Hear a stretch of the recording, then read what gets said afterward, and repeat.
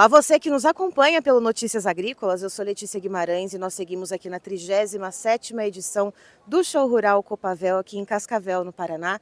Vamos falar um pouquinho sobre produção de grãos, já que a gente está num estado aqui que é um polo produtor não só de proteína animal, como a gente costuma trazer esse tópico, mas também de grãos como soja, milho e trigo. E para isso eu estou aqui com o João Tomás, que é gerente de marketing regional da Yara. Seja muito bem-vindo, João. Obrigado pela oportunidade aí de estar falando também com os agricultores, né, e estar levando um pouquinho de conhecimento também, de novas oportunidades, que é muito importante. Perfeito. João, primeiro eu queria saber quais são as estimativas, por exemplo, aqui para a região do Paraná, ou para gente, se a gente está falando de Brasil, pensando na soja 24, 25, a gente tem toda uma questão de fundamentos, questões financeiras, algo que pode ter ou não impactado o produtor a ampliar a sua produção. O que vocês têm de dados aí da Yara que acabam baseando a produção de vocês de produtos? Bom, hoje alguns dados que são principalmente da consultoria aí, né, de soja ultrapassando o que a gente produziu ano passado em milhões de toneladas, na safra passada, então a expectativa aí de 170 milhões de toneladas de produção quando a gente fala em soja, né, vindo também com estoque de passagem mais elevado do que a gente vinha em outros anos, né, o que teoricamente muita gente imagina, olha, talvez com essa guerra comercial de Estados Unidos e China, a gente pode ter aí um preço sendo, né, elevado da cultura da soja. A expectativa nossa não é muito isso, em função dos estoques, né.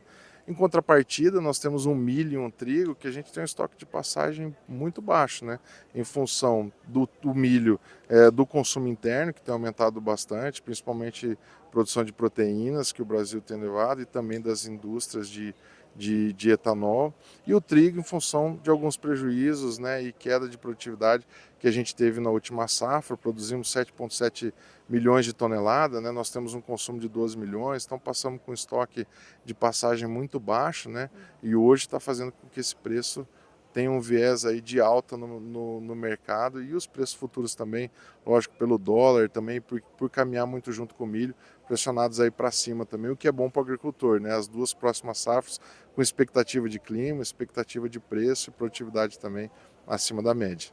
Apesar da expectativa boa de clima para o milho segunda safra, por exemplo, João, tem algumas questões, por exemplo, no centro-oeste, né, que estava chovendo bastante até esses últimos dias.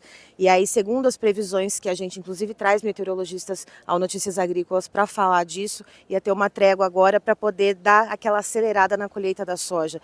Existe um risco de ter um atraso no plantio do milho safrinha e isso, de alguma forma, deslocar um pouco aquela janela ideal que garante aquela produtividade, aquele vigor maior às plantas? Olha, inclusive nós vamos ter um bate-papo aqui no Show Rural Copavel só sobre clima, falando um pouquinho sobre isso. Mas hoje ainda não. A nossa expectativa é que o milho vai ter a janela, uma das janelas mais ideais para eles em termos de plantio. Então a gente não tem ainda essa expectativa negativa ou que possa ter alguma frustração. Então, tanto para o milho como para a cultura do trigo, a expectativa nossa e o que a gente tem de informação é que o clima vai ser muito favorável para as duas culturas, para a implantação das duas culturas agora a campo. E puxando para o trigo também, eu acho bastante importante a gente ressaltar que as últimas safras, principalmente no Rio Grande do Sul, a frustração foi muito grande, né? O que foi colhido, grande parte virou trigo feed, né? Virou ali, não foi para consumo humano, né? Então, como olhar para essa possível produtividade melhor agora para a questão das farinhas, né?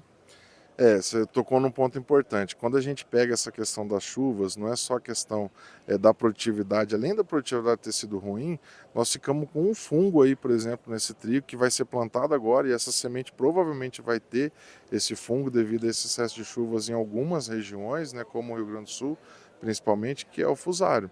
Então, o controle no tratamento de semente agora é fundamental para o produtor de trigo, porque o produtor de trigo, a gente sempre fala isso, né, nas nossas conversas, ele tem que estar focado na produtividade. E quando a gente fala foco em produtividade, ele tem que estar focado no stand ali da lavoura inicial. Então, você pegar um trigo que pode estar vindo com uma certa doença, você tem que prevenir ao máximo ele, para que ele tenha essa garantia de vigor, de germinação. Então, fazer um bom tratamento, e aí a Yara tem um excelente tratamento, que é o Certeza N, que tem um controle muito eficiente em fusário e vai garantir esse stand, vai garantir esse vigor para o agricultor de trigo ali, que ele precisa ali na planta de trigo. Mas um outro ponto interessante é que quando você pega uma planta que pode ter esse problema de vigor ou esse problema inicial ali no arranque em função principalmente de algo que possa vir na semente, ela pode estar um pouco mais debilitada quando a gente fala em ataques de pragas. Então, ela pode estar um pouquinho mais suscetível a esses ataques iniciais na cultura, no início ali da lavoura de trigo, ali, seja trigo, seja milho, mas principalmente o trigo. E aí, controlar essas pragas iniciais é fundamental. Principalmente quando a gente fala em percevejo, quando a gente fala em pulgão, que são pragas ali no início que vão atrapalhar perfilhamento e vão causar prejuízos direto à lavoura de trigo. E a Errara trouxe aí soluções importantes nessa lavoura de trigo, que são dois inseticidas que são fundamentais, principalmente quando a gente olha para o mercado, olhando os EUs aí nós temos um espectro de ação grande, né, que é fundamental. Não adianta eu controlar bem percevejo, mas não controlar pulgão, ou vice-versa. Então eu preciso estar bem antenado nisso. Então tanto os EUs quanto termos, nós vamos ter aí um controle em várias pragas, são produtos multipragas. Você vai conseguir controlar percevejo, você vai conseguir controlar pulgão no trigo, no milho você tem um controle em percevejo, você vai ter controle em cigarrinha, você vai ter espectro de controle também em lagartas, que é muito importante, né? E o, Perdão, pode continuar. desculpa, e o ponto importante, que é o que eu já falei, né? Além do controle de multipragas, é o que eu citei aqui, é em várias culturas. Imagina agora, se a gente sair de uma soja em regiões onde a gente teve seca e você teve um inseticida que sobrou no estoque, ou um fungicida e agora não poder aplicar no milho, ou não poder utilizar no trigo, porque ele não tem registro para aquela cultura. E os nossos produtos são multiculturas, então você vai ter registro para soja, para milho, para trigo, o que facilita muito o agricultor no dia a dia, na tomada de decisão dele.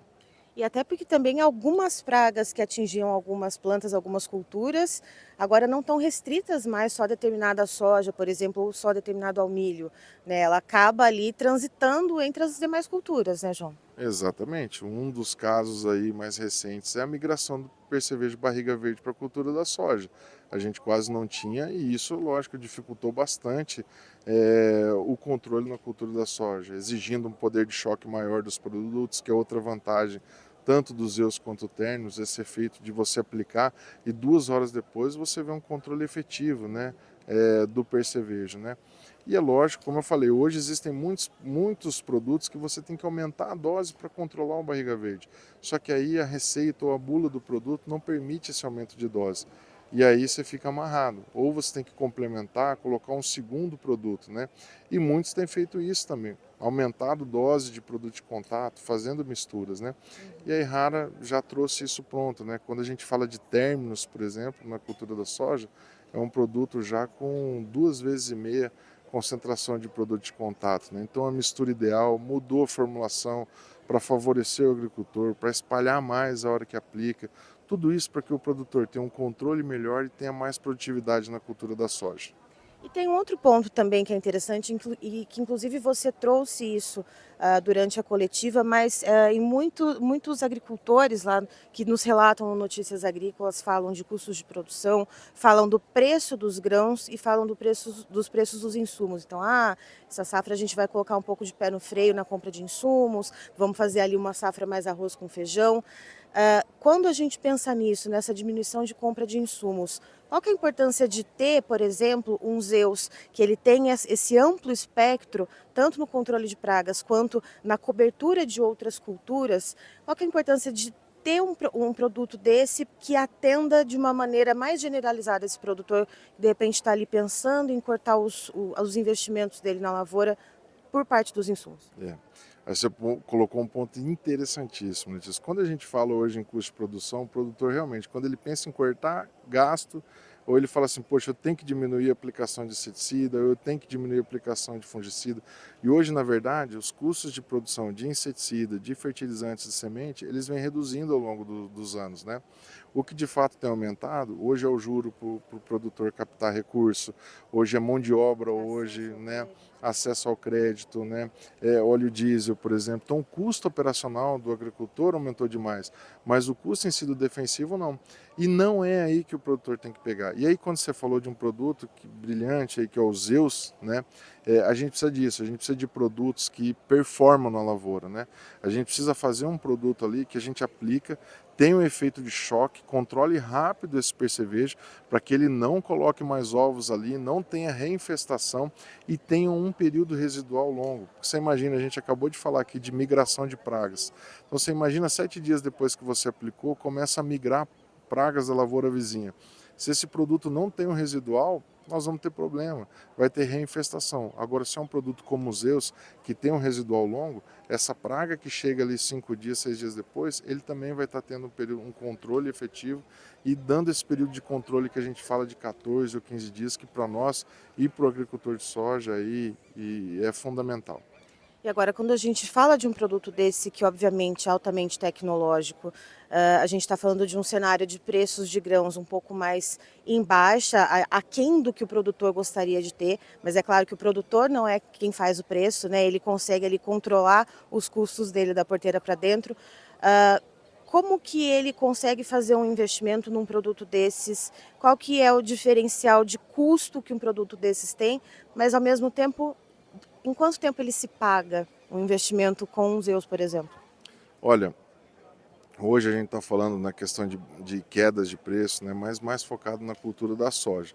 Se a gente analisar hoje soja e milho, né, as duas culturas onde o produtor planta aqui, por exemplo, no Paraná, em algumas regiões, soja e segunda safra de milho safrinha, somar isso, colocar isso aí na balança, ele vai ter hoje uma soma de rentabilidade que é satisfatório para ele. Agora, o que ele precisa de mais, muito mais do que ele pensar em quanto custa por hectare, é o custo-benefício. Se eu estou aplicando algo que vai de fato controlar o que eu estou querendo ali. Porque, e o caminho não está, por exemplo, em você aplicar algo de baixo custo, mas que vai deixar o percevejo ali, não vai controlar 70% do seu percevejo, ou vai controlar o seu percevejo 3 dias depois. Você vai aplicar hoje, ele vai continuar causando dano para você 2, 3 dias na sua lavoura. Imagina se você tem 10 percevejos numa soja e você controla 80, 60%, sobrou 4. Esses 4 vão ficar te causando dano. Então, o produtor ele tem que pensar nisso hoje. Mais do que tudo, eficiência para ele. Porque o produtor, mais do que pensar em quanto está a soja, em quanto está o milho, ele tem que pensar qual que é o teto produtivo que eu consigo alcançar. E aí ele precisa usar bons produtos, produtos que tenham efeito de choque, tenham residual.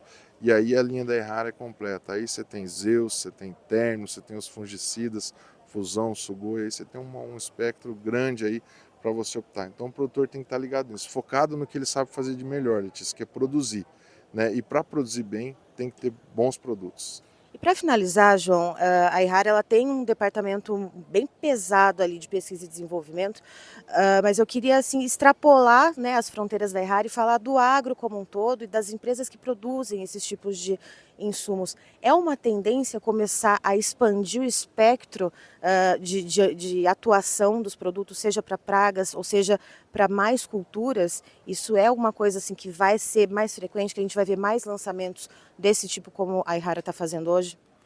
Olha, eu não posso te falar se é tendência, mas eu posso te falar que é necessidade, né? O produtor precisa disso. Ele precisa de produtos que são multiculturas e multipragas, né? Então isso é outro ponto que ele tem que olhar. Nem todos os produtos têm isso. Hoje, muitas vezes, a gente acaba tendo produtos que não são multiculturas e não são multipragas, né? E a Errara, como uma empresa de pesquisa, de inovação, de desenvolvimento de novas moléculas, ela se preocupa com a necessidade do agricultor. E ela entende que o agricultor precisa disso. Então, quando você, de novo, quando você pega marcas como um Zeus, como um Ternos, você tem registro para soja, para milho, para trigo, para várias culturas. Então, não sei te falar se é uma tendência, mas eu te falo que é uma necessidade do agricultor. É isso, são novas tecnologias para ajudar você, produtor rural, a proteger os seus cultivos. Eu encerro por aqui, já já tem mais informação para você. Notícias Agrícolas é informação agro-relevante e conectada.